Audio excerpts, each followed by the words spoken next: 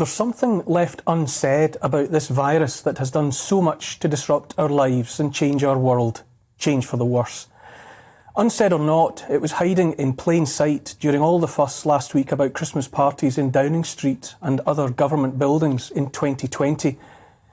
Much has been made, obviously, about the fact those parties were organised and took place at a time when Christmas had been cancelled for plebs like us, loved ones left alone when they might have been with family, businesses closed, all manner of get-togethers long planned and looked forward to, set aside for the apparent good of the nation.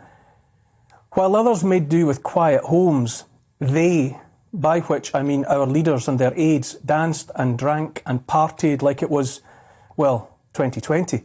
But never mind all that stuff about one rule for them, another for us, and do as I say and not as I do. Rather, notice something else as obvious as Rudolph's red nose. The people behind those parties, and with whose knowledge they took place, were not afraid. Not afraid to be together in indoor spaces with people not their families. They were not afraid to be maskless in confined spaces with more than 6 people, or 9 people, or whatever the final number was for the proles. Because apart from anything else that might have been driving the government's determination to keep the little people indoors and alone, separated from others they might have talked to and with whom they might have come to different conclusions about why it was all happening, our leaders and their aides were evidently not afraid of catching COVID. People who are afraid of a disease, and I know with absolute certainty that millions of people here in Britain and around the world have been made and remain terrified of COVID, don't have to be told to do whatever they have to do to limit their chances of catching it. People naturally afraid will go home and stay there without the need of government diktat, far less round-the-clock propaganda shaped by nudge units to ramp up the terror. They will, all by themselves, decide to keep away from places where people might gather, like pubs, shops, restaurants, schools, cinemas, theatres, sports grounds. If they do have to venture out for life's necessities, they'll cover their faces and wash their hands.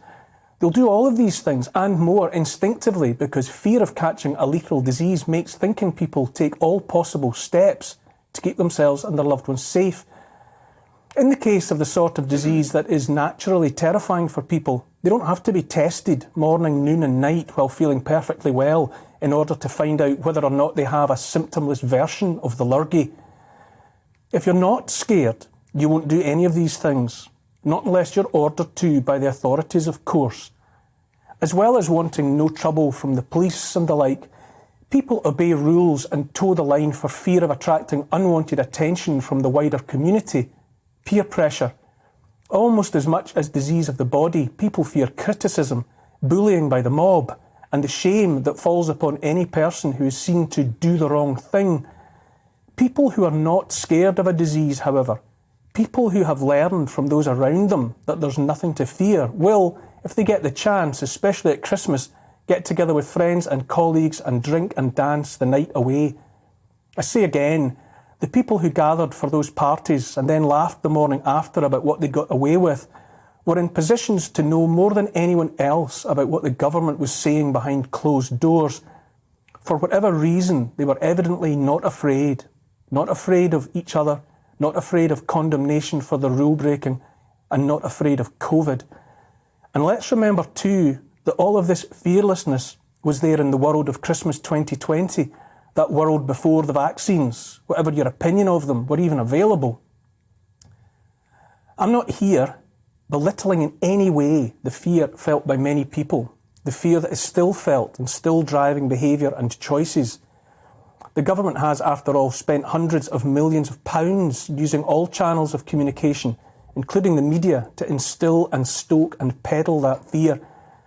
There have been thousands of deaths since the virus arrived among us, although on account of the way in which the counting was conducted and massaged for greatest effect, we'll never know how many actually died of COVID and not of something else like cancer or heart failure or crashing a motorbike or whatever, while also testing positive for COVID. Any death for any reason is to be mourned, of course it is, but hundreds of thousands of us die every year. Tens of thousands of the dearly loved especially among our elderly and those already ill or frail or physically weakened and compromised in other ways, die every winter on account of flu and respiratory disease. In 2020, for the first time, we were taught to fear death as never before, but not all death. Since 2020, not all deaths are equal. The death to fear above all others was death by COVID, or indeed with COVID, as I've already said. Ironically, all the other ways of dying, by cancer, heart disease, stroke and all manner of ills, were pushed into a column headed, "Don't worry about that for now." Damage to livelihoods caused by all the fear and all the rules was nothing to fear either, apparently. No cause for alarm either, were the consequences of the damage done to a generation of youngsters on account of missing out on everything from education to play to mixing with extended family to enjoying childhood itself. Fear's a powerful thing.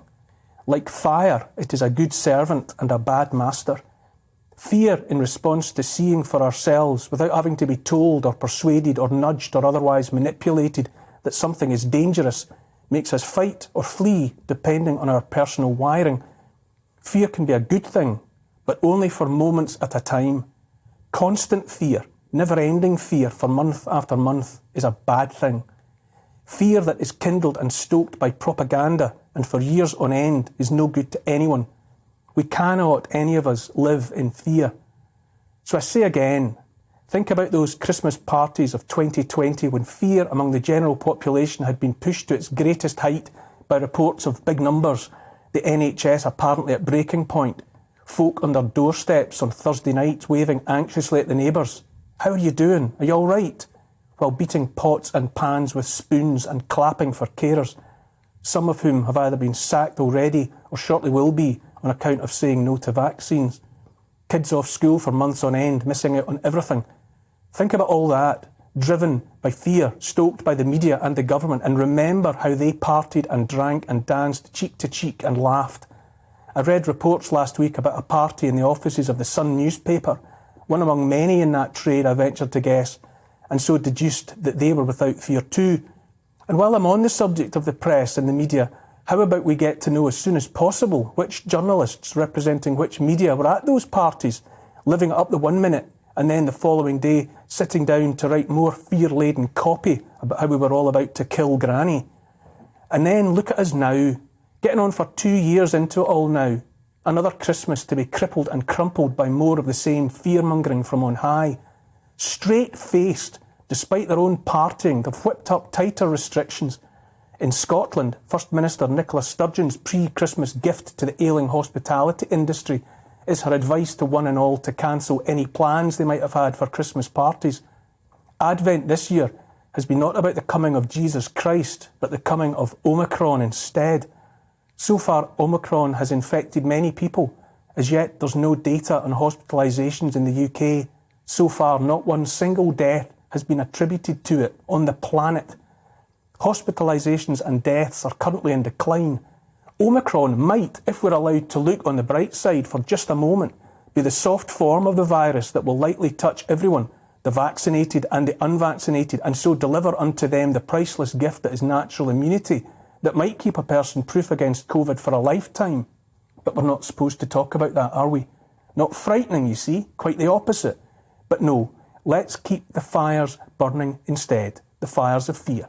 Let's push for a third dose of vaccine in time, and we have no reason to doubt it, for a fourth in the spring and a fifth in the summer. Speaking only for myself, I contracted a mild dose of fear in the spring of 2020. I was a bit worried for a while, waiting to see what would happen to us all. Within a few weeks, I'd got over it, got over the fear. I've been immune to the state-sponsored fear ever since. This year I caught COVID and got over that as well.